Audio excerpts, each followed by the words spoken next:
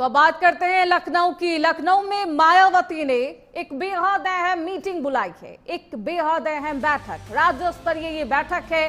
Party पदाधिकारियों के साथ संगठन पर अब चर्चा की जानी है। संगठन को किस तरीके से मजबूत किया जाए, इस पर चर्चा होगी। 2027 विधानसभा चुनाव को लेकर प्लानिंग यहां पर सेट की जानी है प्रदेश कार्यालय में। ये बेहद अहम बैठक है। जनाधार बढ़ाने को लेकर पार्टी मंथन करेगी। किस तरीके से जो खोया हुआ वोट बैंक है उसे एक बार फिर से अपने पाले में लाया जाए, इसको लेकर चर्चा होनी है।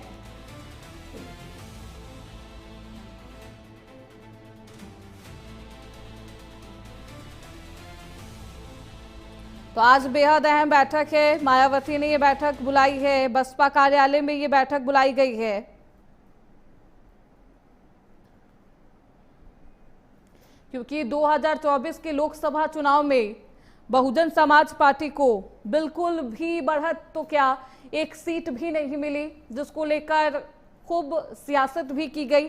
हालांकि विपक्षी पार्टियों की तरफ से हमेशा से ही मायावती की पार्टी बसपा को बी पार्टी कहा जाता है, लेकिन अपनी पार्टी को मायावती किस तरीके से मजबूत करे, इसे एक बार फिर से जो उसका जनाधार खो चुका है उसे एक बार फिर से अपने पाले में लेकर आए, इसको लेकर यहां पर चर्चा होनी है।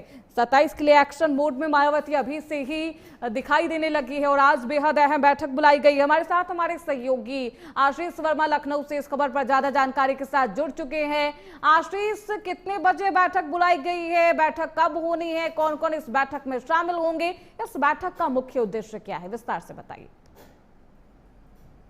बिल्कुल, अगर देखा जाए तो बहुजन समाज पार्टी की राष्ट्रीय अध्यक्ष मायावती ने आज एक बैठक बुलाई है। बैठक अगर देखा जाए तो काफी महत्वपूर्ण बैठक कही जा सकती है। इस बैठक में बहुजन समाज पार्टी के तमाम जो नेता हैं वो मौजूद रहेंगे, जो विधायक हैं वो मौजूद रहेंगे, क्योंकि देखिए 2027 का विधानसभा का चुनाव है और आगे आने वाले समय में पंचायत चुनाव है। तो ऐसे में बहुजन समाज पार्टी जो अपना जन आधार खो चुकी थी, उस जन आधार को वापस पाने के लिए बहुजन समाज पार्टी अभी से ही तैयारियों में जुट गई है। इससे पहले भी आपने देखा होगा कि बहुजन समाज पार्टी ने इससे पहले भी बैठक की थी। बैठक में कई जो बहुजन समाज पार्टी के जो नेता हैं उनको, जो जिला अध्यक्ष है, उनको बकायदा अलग अलग तरीके से निर्देश दिए थे कि जनता के बीच में जाए। उस समय एसआईआर पर चर्चा की गई थी, एसआईआर को किस तरीके से आगे बढ़ाया जाए, एसआईआर में किस तरीके से जो लोगों के नाम कट रहे हैं उसको किस तरीके से जोड़ा जाए। तो इस तरीके की बैठक बहुजन समाज पार्टी की राष्ट्रीय अध्यक्ष ने की थी।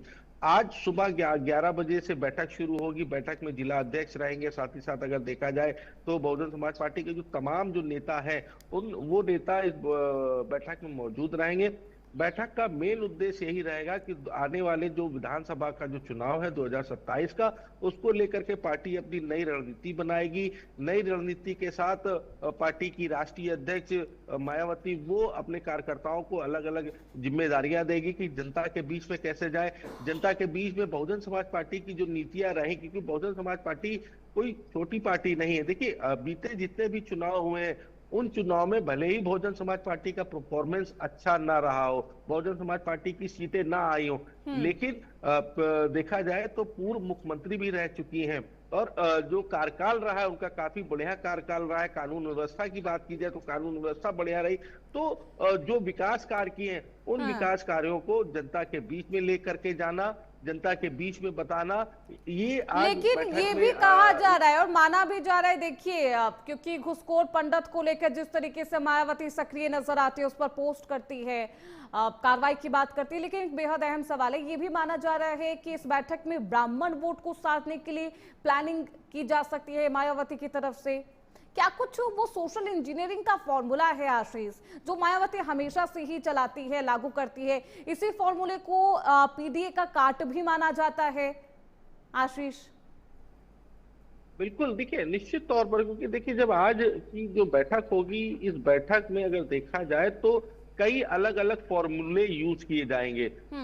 चाहे वो ब्राह्मण बैंक वोट को साधने का काम हो, चाहे वो एससी बैंक वोट को साधने का काम हो, हर वर्ग के बैंक वोट को साधने के लिए बहुजन समाज पार्टी अपनी अलग अलग तरीके से रणनीति बना रही है। देखना आज सिर्फ यही होगा कि आज की जो बैठक में बहुजन समाज पार्टी की राष्ट्रीय अध्यक्ष मायावती किस तरीके के दिशा निर्देश देती हैं पार्टी के लोगों को, पार्टी के लोग किस तरीके से जनता के बीच में जाएंगे, जनता के बीच में जाकर के किस तरीके से बहुजन समाज पार्टी का जो खोया हुआ जो जन आधार है उसको वापस किस तरीके से लाते हैं, ये जरूर देखना होगा।